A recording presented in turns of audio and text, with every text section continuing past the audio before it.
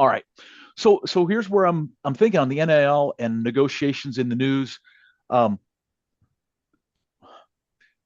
does the NFL have to change their model, their rookie contracts? Will they have to? Because we're going to have players who have at least $1 million in the bank and maybe 10, 12, and that could inflate even further as we just see sports numbers get crazier. Mm-hmm. Is that going to force a long-term NFL players union who's had all the power and told the players you're going to come play for us and we're going to dictate your first 2-year, 3-year contract? Does that swing dramatically in the next 5 years? I mean, it feels to me, if you don't mind me jumping in, Jerry, it feels to me Sure. like it has to, because if a guy comes in on a rookie contract and is going to make significantly less than NIL deals, like, Quinn Ewers at Texas, he had $6 million on the table of NIL money to stay, and he decided to go to the NFL, right? And so I can't remember the exact structure of the rookie contracts, but it's well less than that, right? And so Yeah. I think that they're going to have to adjust. I mean, if you think back to the Sam Bradfords of who was kind of the last big contract prior to a rookie cap, he got like $60 million, which was a lot of money back then, right? And still is a Right. lot of money today. But but I think they're right. I'll take 60 million anytime you want to just toss it my way.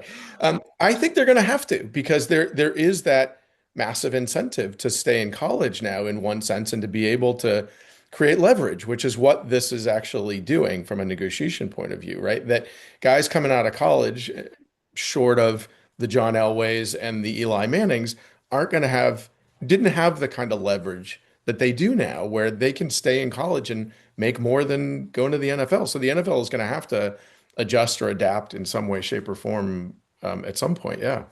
Right. Well, do you think how many kids do you think would say, I want to hold out and I want to make more money staying in college versus I want that chance for the NFL and I'm willing to sacrifice, however much because I want to be an NFL guy? You know, There's I'm just dollars and there's curious. ego.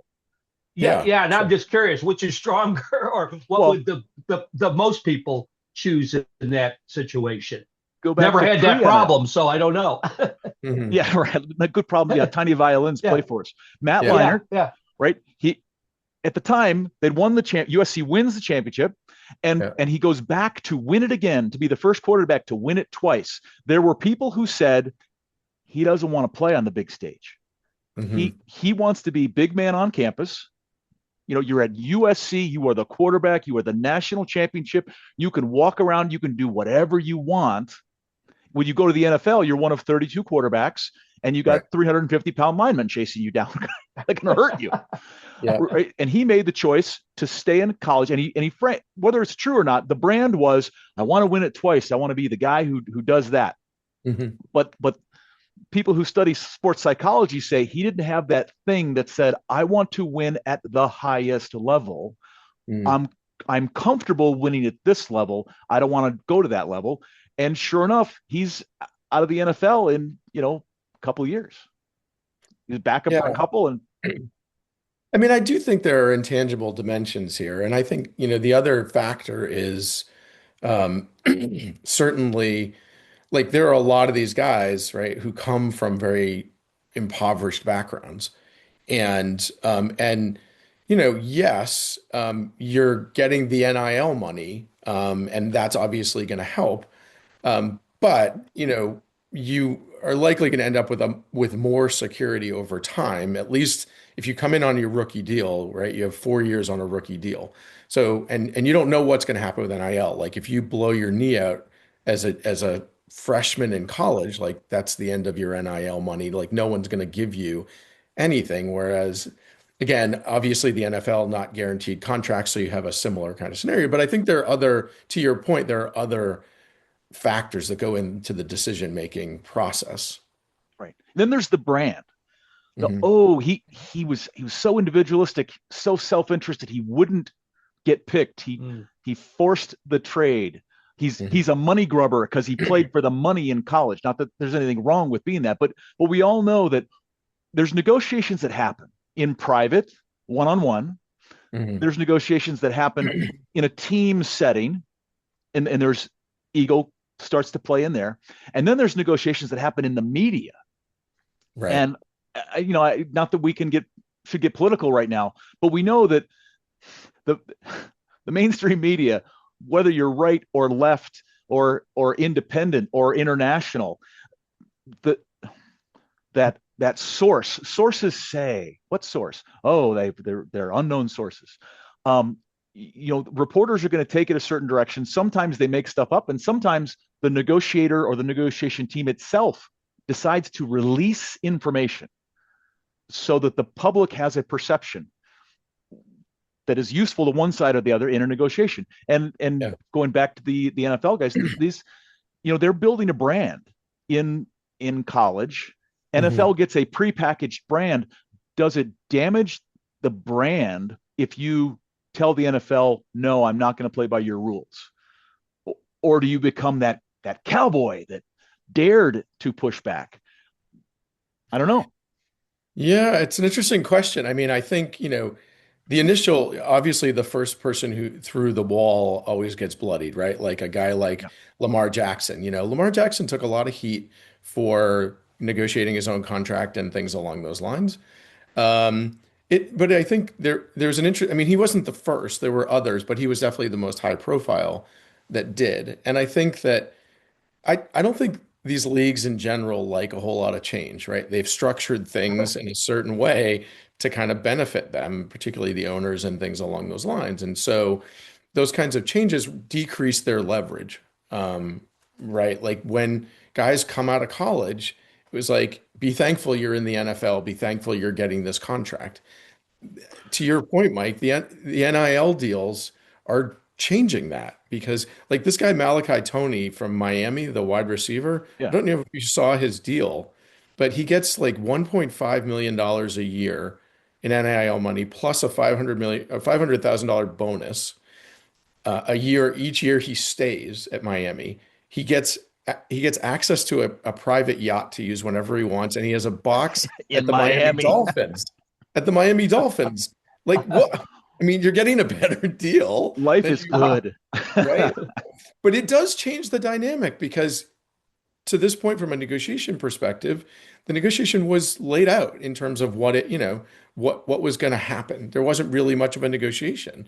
And now I think with this, that inevitably there has to be a change because these guys can opt and say, you know what, I'm going to stay in college because I'm going to make a lot more money and I have a lot more control. And people are actually bidding for me, And they can change schools. Right. Used to have to be sit out a season. Now they can go from one team to another. What's going to happen at the college level, college NIL level, when somebody needs a receiver, when somebody needs a quarterback? Yeah. Whew, yeah. It's going to get crazy. It'd be kind of like a mini NFL. Yeah. Well, it's interesting because I was listening to an analyst and he said like NIL is essentially free agency. Like every year these guys are free agents and they just go to the highest bidder, which I think is right. And it's funny because the NCAA tried to go back and shove the toothpaste back in the tube by saying, okay, we're going to pay everybody. And it's like, guys, like now, this is the law of unintended consequences that we know so well in negotiation, where they let this happen because they couldn't figure something out. It happens. It takes on a wholly different trajectory than anybody expected. And now they're sort of looping back and saying, okay, let's just pay everybody. And if they had just done that from the beginning, it would have. They would not have this problem. And I will say that to me, I don't know, college sports has lost a lot because of that. Like I went to Syracuse undergrad and I was there for 4 years. Those guys, the guys who play basketball, like you got to know them. Like they, and now it's a one and done. Like I was watching last night and a guy was saying, oh, he was at Michigan State, then he went to Indiana, and then now he's at Utah State. It's like you can't even keep track of where these guys are. Well, so my wife last night, she was watching the game and it was Nebraska, I think. And she said, how come that team doesn't have the names on the back of the jerseys? And I said, oh, well, that's kind of a legacy thing. It used to be, the saying was, do you play for the name on the front of the jersey or the back of the jersey? Are you a team person? Are you a school person? Or are you an individualist? Right. Yeah. But now with NIL, that's going to get even crazier, because now you can shop yourself around, and I can play. I'm there for Nebraska this year. Yay. And all of a sudden Michigan says, hey, we need you. Mm-hmm. You get to stay in the conference. Well, now I was just cheering against that guy last year.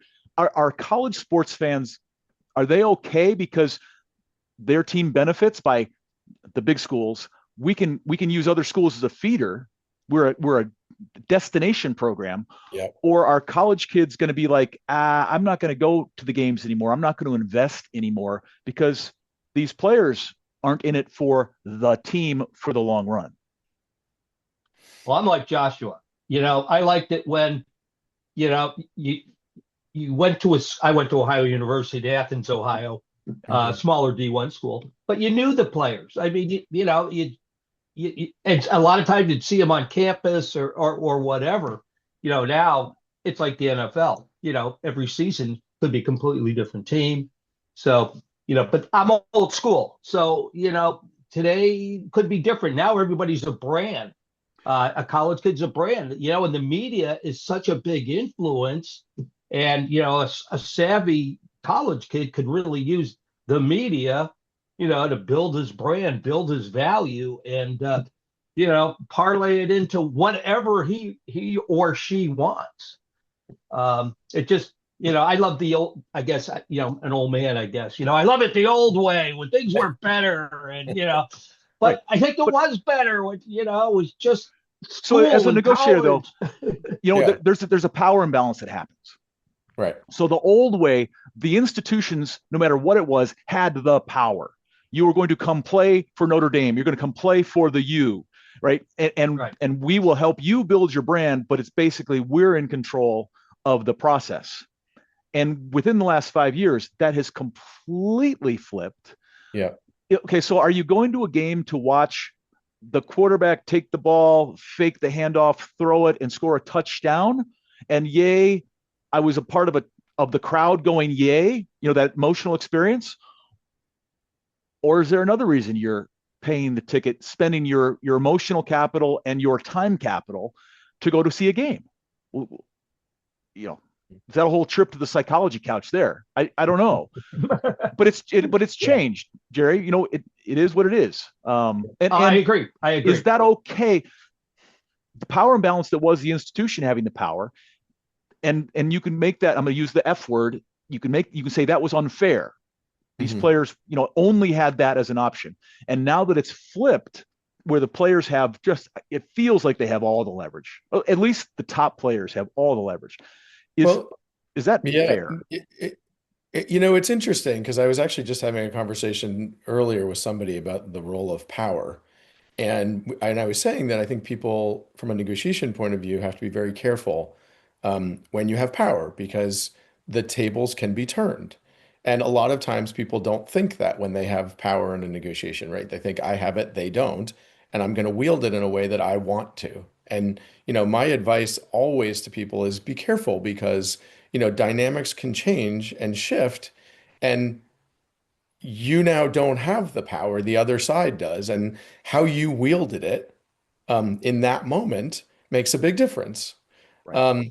I think I do think it's fair to argue when it comes to NIL, two things. One is there was a lot of feeling and sentiment that this kind of thing that's happening with NIL was happening, but not out in the open, right? Okay, so I can't testify to that. I don't have direct knowledge, but I can say that I've certainly seen a few things on campus where you go, that's strange, right? Well, let me jump in and give the listeners an example, without using names. Yeah. We had a very, very high profile player at the university where I went to school, whose job it was to relocate the cars at the dealership.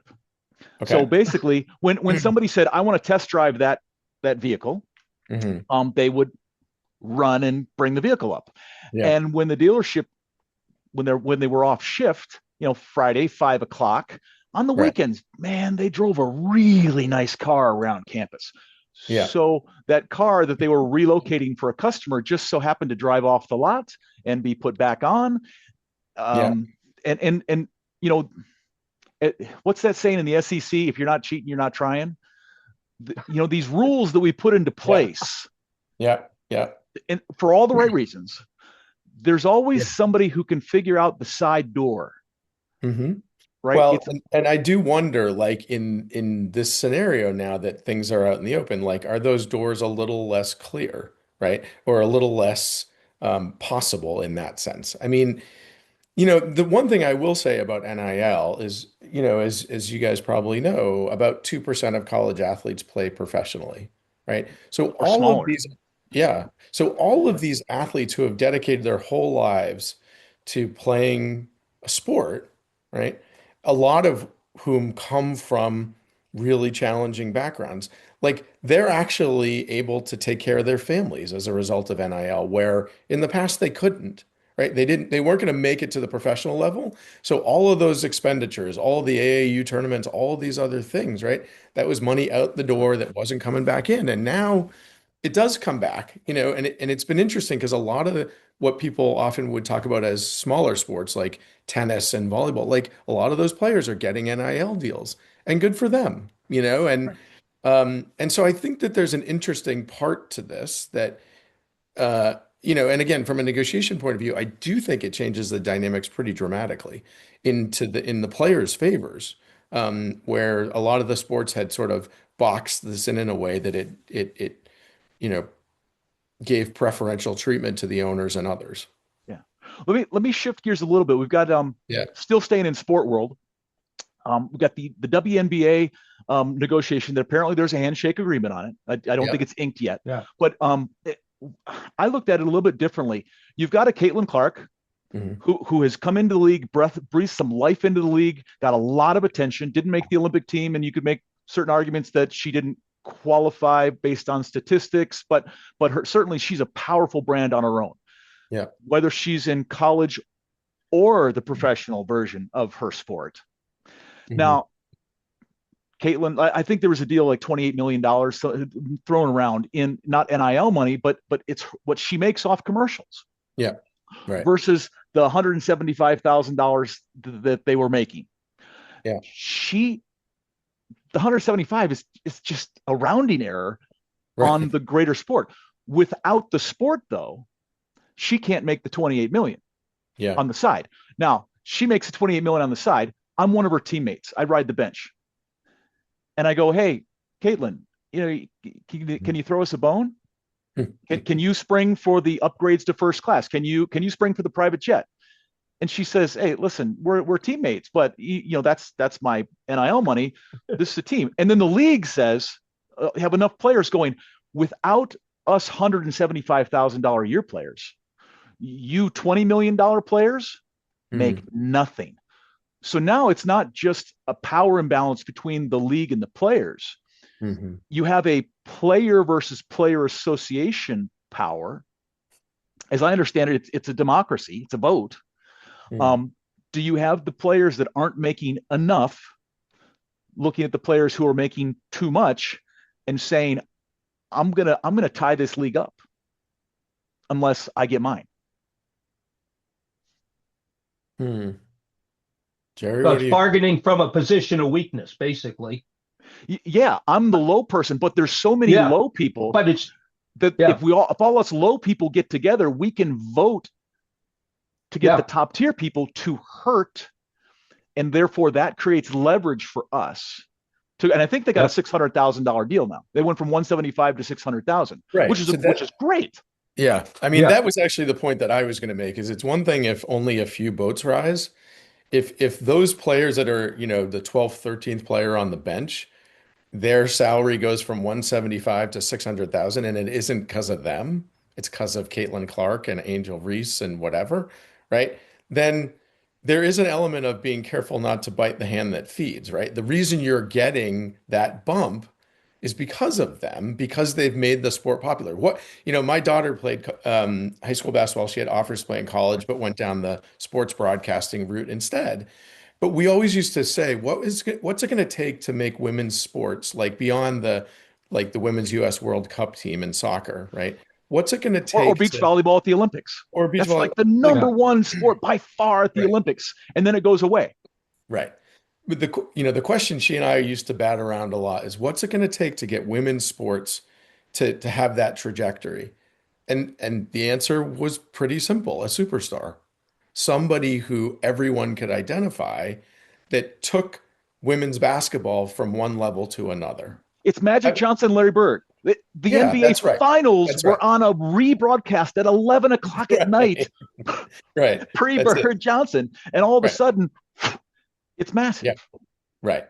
So I think you're right, and I think it creates, some of the disparities. It's kind of like it's interesting. The analogy that comes to my mind is like minor league baseball players. Like I have a friend who played AA baseball, and he was telling that he played maybe about 8, 10 years ago, and he was saying that he made when he was in AA, he was making $2,800 a month, right?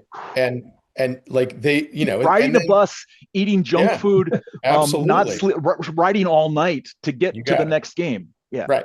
Exactly. Yeah. Bus travel and all. And so now, I mean, the minor leagues finally got a new deal, right? But there is this dimension, I think, in all sports where these guys are, the high picks in baseball are getting these $1 million signing bonuses, and a guy in the 20th round is getting $2,500 or 5,000. And the question is, are they grateful because they're still they're getting paid to play professionally, or can there be that rift that you're talking about, Mike, where you've got these superstars who are making just so much more than everybody, or do they see it as good for the game? I guess is the Right. question.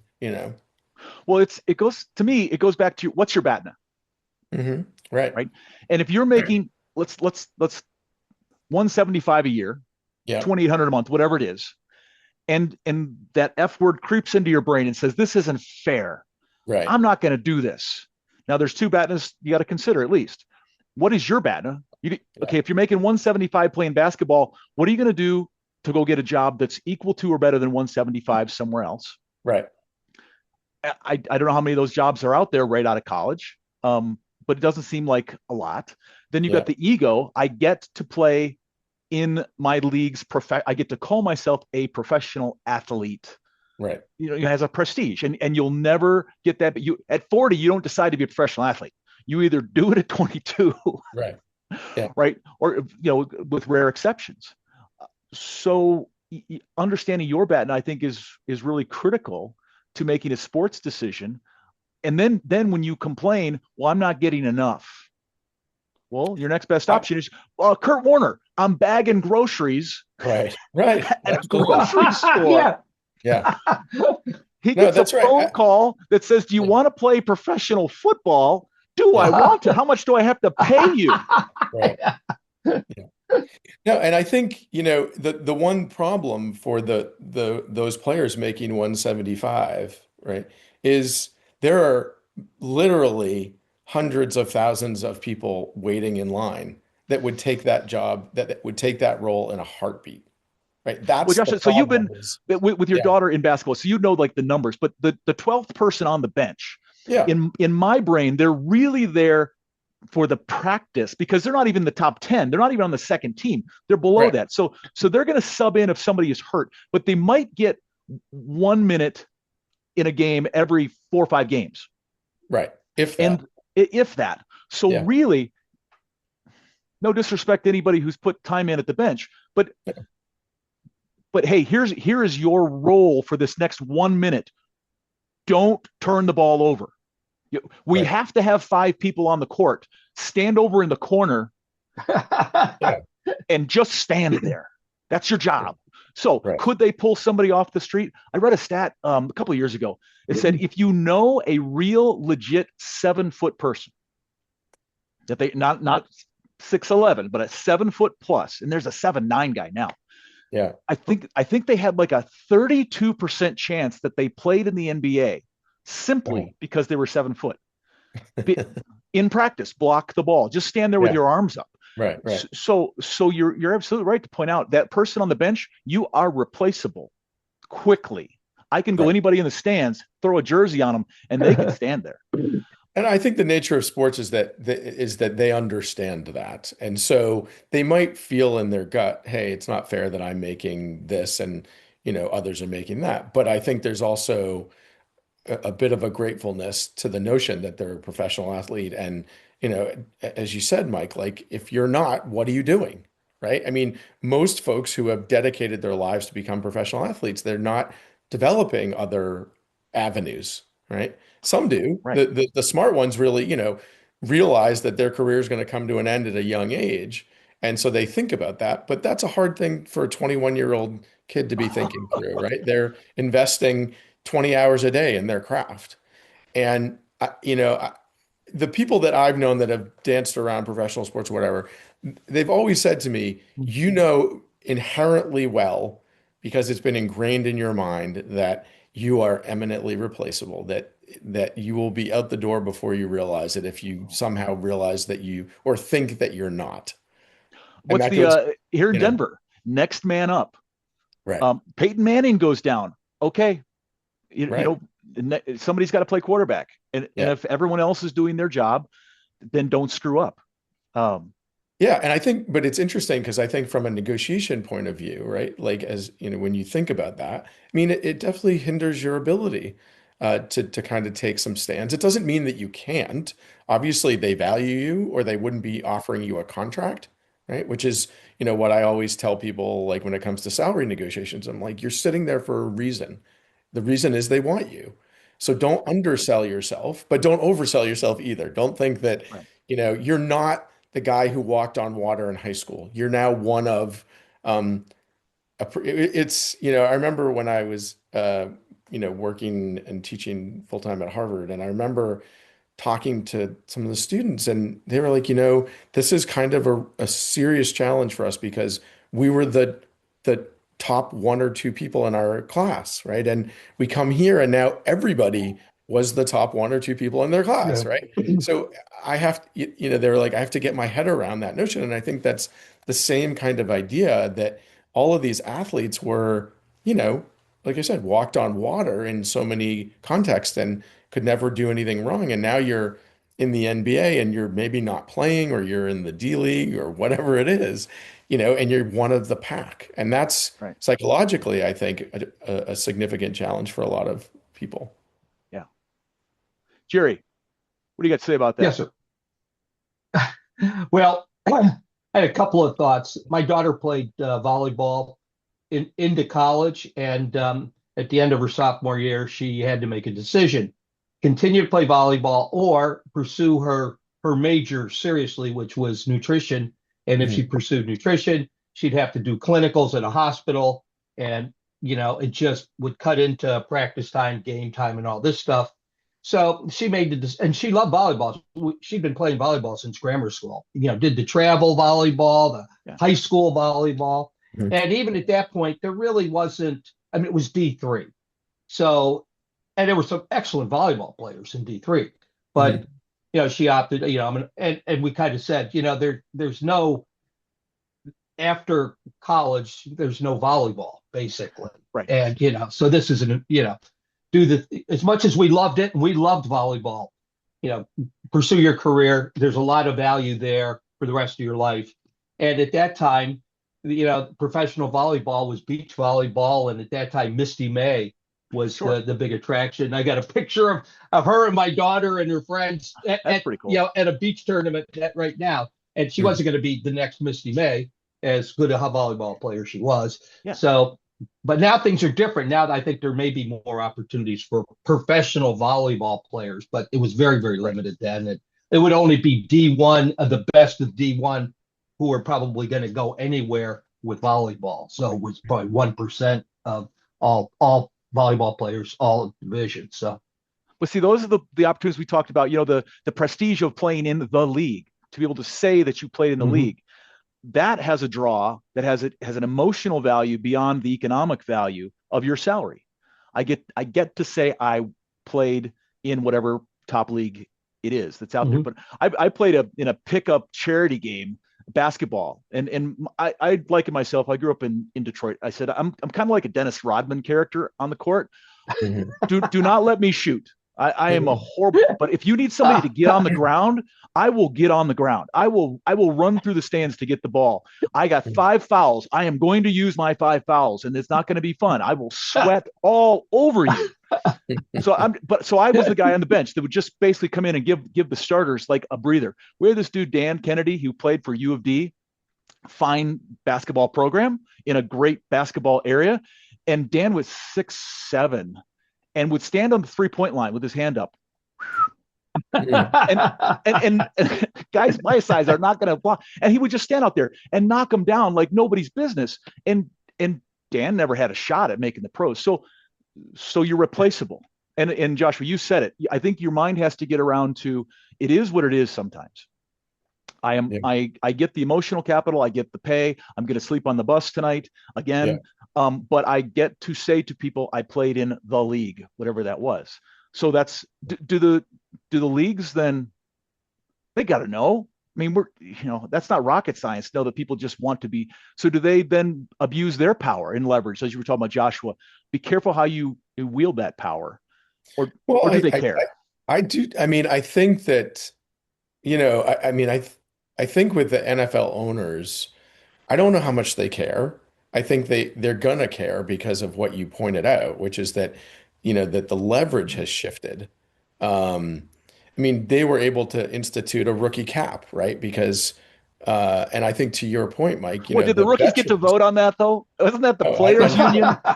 fairly certain they didn't, They voted because on they the would next. never have agreed to it, right? Right. But part of that came about because the veterans complained Yeah. about the fact that these guys had never set a foot in the NFL, like a Sam Bradford, and he was making, $60 million over whatever, 5 or 6 years. But I think it will force their hand, because to your point earlier that you made, which is that because these guys have choices now, and staying in college could be as attractive as going pro. Um, there's no hurry other than injury to really push you forward. Um, and so I Well, that think, entry, let's be honest, it can happen anywhere, right? Whether right. you're in college, Yeah. the lineman, I'm back in my day, the Right. Oklahoma lineman, I think the average was 305 pounds. And in the NFL, the average was like 295 at the time. So there were some Yeah. big dudes back in the 80s playing football in college. Now, I do Yeah. think the powers that be, the Alabamas are going to have a better offensive line than, no disrespect to, Southwest Tennessee State. So Right. you have more protection when you're in college than you do in the pros. But if you shift out of football where people are actively trying to hurt you, in basketball, you can twist your ankle at your home gym. Right. So Yeah. then you got to think mentally, I need to make as much money as I can as soon as I can. This year I have this much in NIL, this much I can get this much from the Right. Celtics. Right. Where am I going to get my money? And I think the other factor that goes into this is like the average career of an NFL player is 4 years, right? Right. So like if you're not getting your resources and being smart with them, that comes and goes quickly. And you're 25, 26 years old and you have the rest of your life in front of you without a whole lot of thinking about what you're going to do Yeah. because you've And for the spent. past 5 years, you've been throwing money around town Yeah, because right. it's always going to be there. 25-year-olds don't think about 35-year-old Mike. That's right. Yeah. But I do think from a negotiation point of view, it will change. And in what way, I don't know, but I do think that it's very likely at a minimum, it's going to probably change the rookie salary cap. Yeah. Um, because these guys, it, What if the world were just like business people, like we all are? What if the entire sport league was all free agency all the time? If you want to sign a 3-year deal, you can. If you want to sign a 10-year deal, a 1-year deal, if you want to be Mhm. undrafted. But when a team decides I'm going to, in business, hey, we need to hire some people in accounts payable. Where do you go? Well, you go to people who Right. are already in accounts payable and Right. they're making 62,000 a year. And you Yeah. say to them, hey, I'll pay you 65,000 if you'll come over here and do my accounts payable. Is it conceivable that the sports leagues would ever get to that level of complete free agency? I mean, I don't think so because I don't think I mean, if you look at baseball, where, I think baseball is the closest thing to what's happening with NIL that any of the sports. I think that there are a lot of fans out there that look at it and say, there's a handful of teams that legitimately have a chance to win the World Series every year, and all of these other teams don't. And I think there's nothing inherently wrong with free agency. It's just that when free agency doesn't have a cap or some way of creating parity, then it is a problem. Like I genuinely believe that Major League Baseball, is broken in that way, because the teams that can spend and spend and spend without having to think of it about it, do that. And so, there's sort of free agency that's run amok, right? Where there's no rules at all, which is what NIL kind of looks like these days. And then there's free agency within a cap structure. Like, I think that's the way to do it. Like the NFL, right, has a robust free agent market that we see every February, and we just went through it, right? But those GMs have to manage. They know that they can go out and sign free agents, right? But they still have to do this within the structure of a cap. And Well, and that's let's what I take it. think So makes, Tom Brady, as I understand it, yeah, several times could have been the highest paid player in the league, yes, and he did all right. yeah, yeah, But he chose to make less money on his own than he could have. hmm, And I'm assuming there was a negotiation with the GM that said, "Hey, listen, by the way, we're going to make sure we pay for our linemen. We're going to make sure we pay for yeah, for some certain components on this Yeah. team. We need to go get a Randy Moss, right, right? We need a piece this year. We're going to overspend this one time on this person yeah, because I'm going to take less." Um, right, how does yeah, that factor into negotiations? Are a lot of players that, I don't want to say he was unselfish, because ultimately my brain says Brady wanted to win and build the Brady brand and build the yeah, Brady fortune yeah, based on winning. So I'll take 10 million less if I can get more Super Bowl rings. And now I'm part owner in the Raiders. So right. there's a long-term brilliance to taking less in the short term. How many players do you think negotiate with their GMs like that, who say to the GM, I'm willing to take a little bit less, but let's go get this player? You think they're out there? Jerry, what do you I'm not think? aware of any except Brady. And Brady, I think, was masterful. I actually wrote about this in my upcoming book. I kind of went in depth on the Brady deal. What, you got a And title for that? Let's get a plug in. You got a title for power your book? moves, Power moves. power Okay, moves, love it. power Thank you. moves. And it's also the name of my newsletter, or my newsletter on LinkedIn. But it's the first few chapters of my book. And he basically he wanted another ring. He wanted to play again. He had money, so he didn't need to be the highest paid guy. Well, and his But wife he made a bunch negotiated. of money. Oh, Didn't she make yeah. more money than him? Oh Oh yeah, yeah, she made a lot Giselle. more. She Yeah, Talk made a about lot more. yeah, marrying yeah, up. You got a yeah. woman who Right. looks like that and makes way more. Yeah, yeah, tough life. So anyway, he said by coming up with a reasonable, I think it was $50 million a year, he gave Tampa Bay a lot of cap space that they could go out and build around him. Plus, he brought Gronkowski with him, Mhm. which was really smart. And but he left money, for Tampa Bay to spend in other ways to strengthen the team, so he could accomplish his goal of getting that ring. And he was successful. And I don't. He's probably, I would think, one of the few people who could probably negotiate like that with GMs. But I could be wrong. But He I certainly. do think I do think that I mean obviously we talk a lot about in negotiation, what do you value, right? And at a certain point, you can make the argument, like, if you've made $150 million over the course of your career, but you haven't won a thing, like, does that enter your mind? I think the problem, like, for example, if you look at the NFL quarterback carousel, right? The highest paid guy. Like, it's this, everybody wants the next guy up wants to be the big dog, right? In terms of payment and in terms of being the highest paid quarterback in the NFL for that 12 minutes until the next guy comes in. Um, but I agree with you that, like, and I look, I'm a Patriots fan. I grew up in Boston, so we reap the benefits of that generosity. But I also believe that he was playing the longer game. I agree with that. Like that he wanted to win, and he knew that if I take 40, $50 million, like that really limits our ability to put a Super Bowl caliber team on the field. Yep. And I remember I was listening, I don't remember who the quarterback was, but he said, listen, uh, how much money do I need? Like this is enough so that we can go out and get the pieces around me. It wasn't Brady, it was somebody else. I don't remember who. But the point is that like there are other things that these guys care about. And I think one of the problems is that gets drowned out a lot of the time, whether it's by their agents or others that say, no, no, no, you have to be the highest paid player in the league, or you have to do this, or you have to do that. And I think Brady was the one that said, I'm in charge here. Here's what I care about. It's like I have done some divorce mediations in my life, right? And people always say to me, I care most about my children. I'm like, okay. But then their lawyers are pushing them to take get as much money as they can.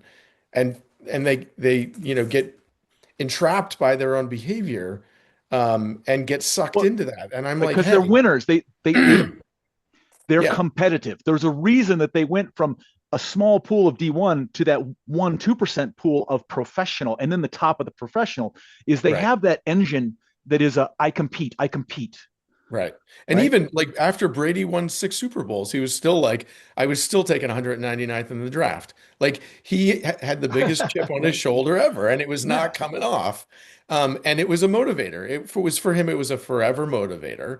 But to your point, Mike, he played the long game. He realized that these dimensions of this, and I just don't know if every player zooms out to the Right. balcony and takes that perspective or not. Right.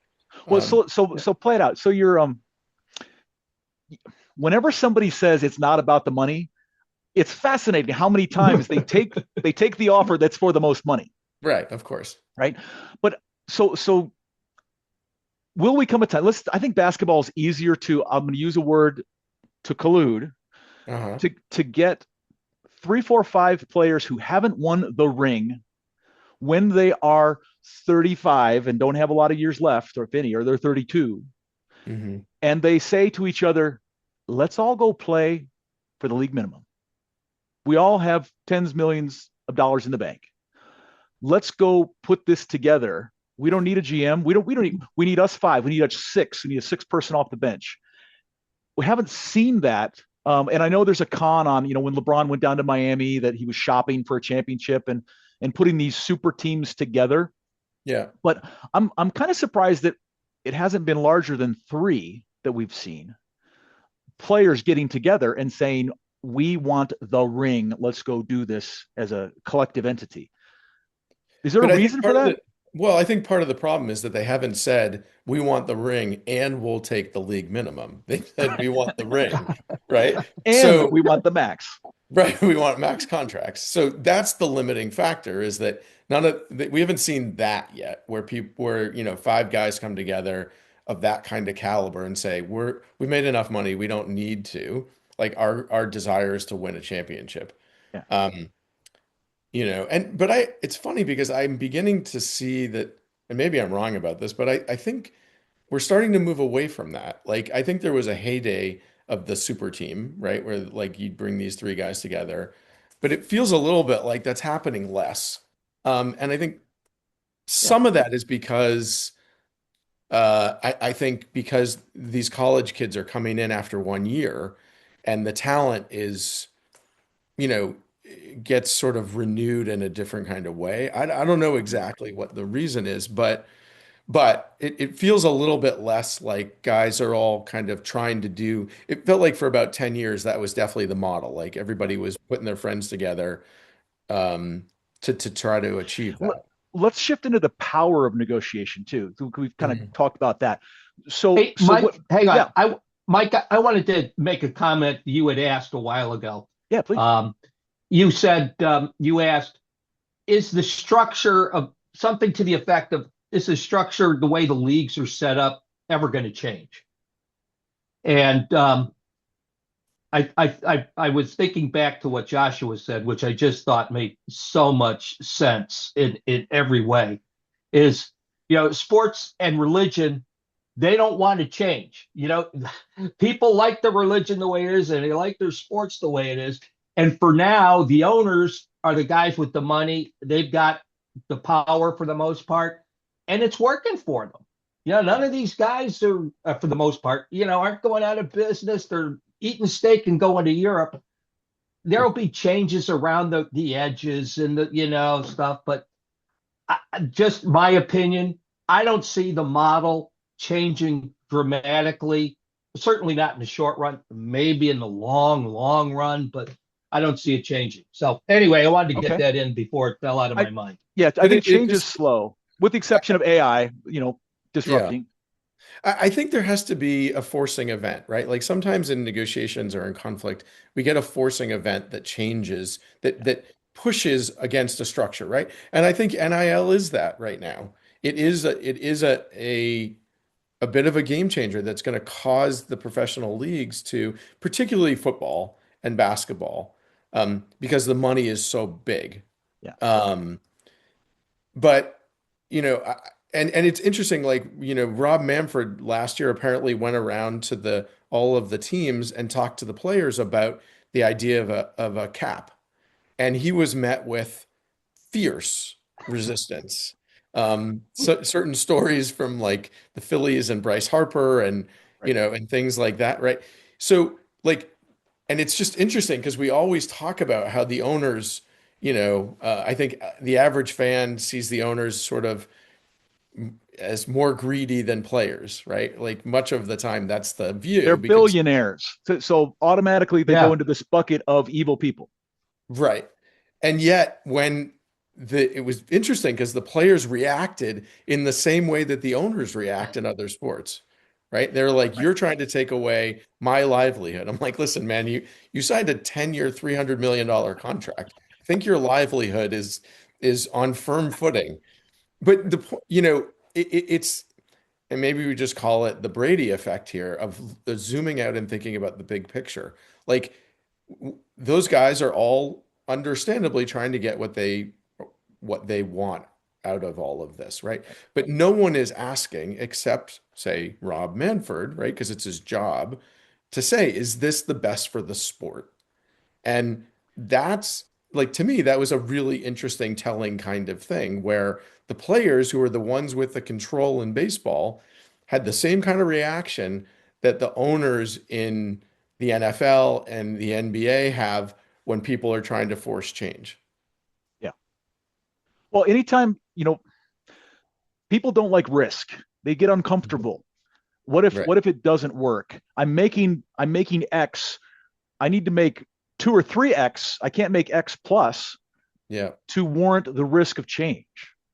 Right. But change is coming. It's just sometimes it's really slow, and then sometimes it's a disruptor like NIL. Right. I just wonder if if these players, once they say I want to win a championship, they talk to their friends. Hey, do you want to come play on this team? How many of them go to the general manager of their team and say, listen, instead of negotiating over money, I want to negotiate over power, team choice. I want to decide who else is going to play on this team. I want Mm, veto rights over certain players, or I want to pursue hard with mm, you. I'll get on the plane with you. We will go recruit that component that I think we need as the star player. We need some mm. support players. Is anybody going to be negotiating over the authority, not the money, in that situation? Well, I mean, it's interesting because like when the Bills were trying to find a new head coach, there was quite a bit of reporting that Josh Allen was part of the conversation and giving input on how that ought to play out, right? Right. Because he's a superstar.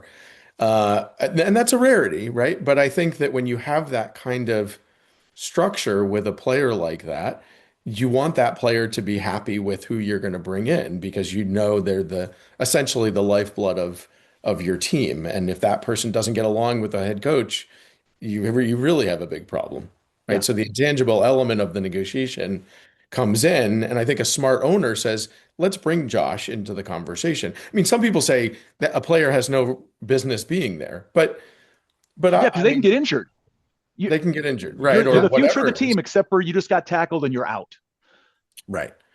But I think, I mean, honestly, I could see the logic in doing that because if he's an MVP caliber player, which he is, right? You want him to sort of say, I'm excited about I this new coach, I and think you not want to like, almost give him veto power. You don't want somebody he doesn't want, because right. that's a bad recipe right there. Now, do you give him approval power, which is very different than veto power? That's Yeah. where I go, oh, these are billionaires. Yeah, They got to probably own a not. team. Yeah. I think that's probably where they draw the line is to say, let's give him input, like let's make sure he's comfortable with the choice. But if if we really feel strongly about it, we're going to go down this road. But I think the whole point was to bring him into the mix so that at the end of the day, he's sitting there saying, okay, like I'm excited about this proposition. Right, because they all have the high motor, they We all have the skills. It's the motivation to come in and work a little bit harder today, a little bit smarter today. I'm gonna eat that good meal versus eating the cheeseburger because I like my situation and we're almost at the finish line. Yeah. Versus, I don't care. I get my money no matter what, so who cares? Jerry, I interrupted you. I'm Well, I think sorry. that worked. No, I think back to the Brady situation, that sort of happened at Tampa Bay. Once he got there, people wanted to play for Tampa Bay. Right. The Right. franchise value skyrocketed, merchandise sales skyrocketed, and people actually wanted to come to Tampa Bay who hadn't won anything in, I've forgotten how long it was, but a Right. long time. So it wasn't exactly what you described, Mike, but it Well, was, but I think sort I of the think there's a Brady story that, halo effect. and Brady wanted Gronk. And in fact, Mhm. there was a Yeah, yeah, story he that they brought weren't Gronk. they weren't Yeah, sure about him. And I guess the coaches, before they made the final decision, they wanted to see workouts for a week because he doesn't have the best reputation for being dedicated.